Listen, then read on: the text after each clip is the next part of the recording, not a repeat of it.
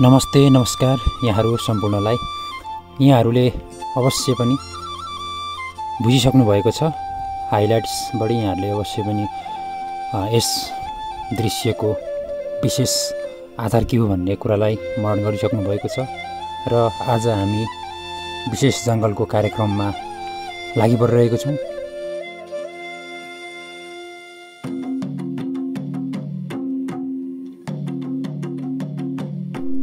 कृपया भिडियो सुरुदेखि अन्तिमसम्म स्किप नगरिकन यहाँहरूले अवश्य पनि हेर्नुभयो भने यहाँहरूको जिज्ञासा र यहाँहरूको गाउँघरमा रहेका ती विगतका कुराहरूलाई अवश्य पनि मन मस्तिष्कमा स्मरण गर्न सक्नुहुनेछ भन्ने आशा पनि यहाँहरूमा चाहिँ मैले अवश्य राखेको छु।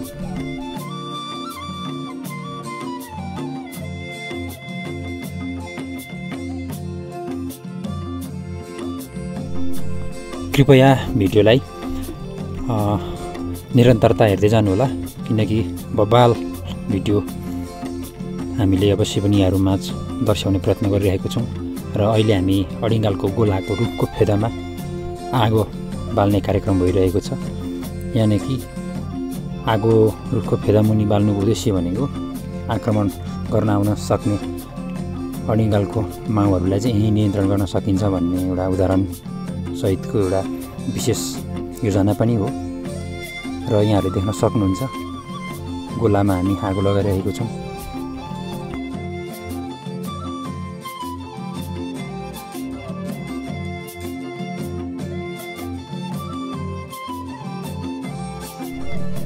र अहिले भनेको हामी गोला टिप्नको निमित्त रुखमा चढ्नको लागि हाम्रो साथीहरूले कसरी जाने के गर्ने भन्ने प्रक्रिया एउटा उदाहरण सहितको दृश्य यहाँहरूमा कैद गरि नै रहेको छु।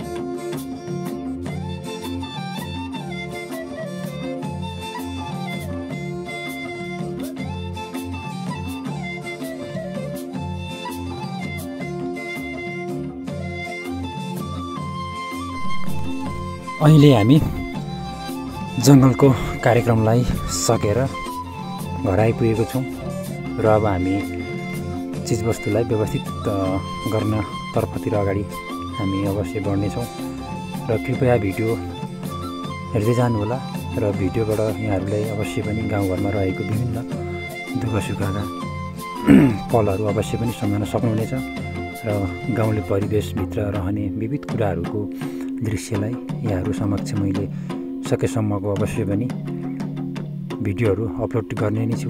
कृपया यहाँहरूलाई कस्तो लाग्छ सल्लाह सुझाव र यस च्यानललाई सब्सक्राइब गर्न पनि यहाँहरूले नभुल्नुहोला।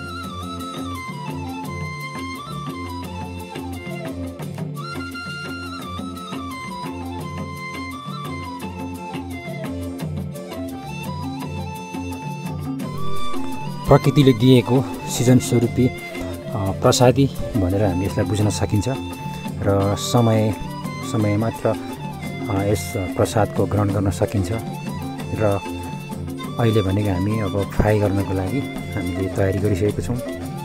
कृपया भिडियो हेर्दै जानुहोला।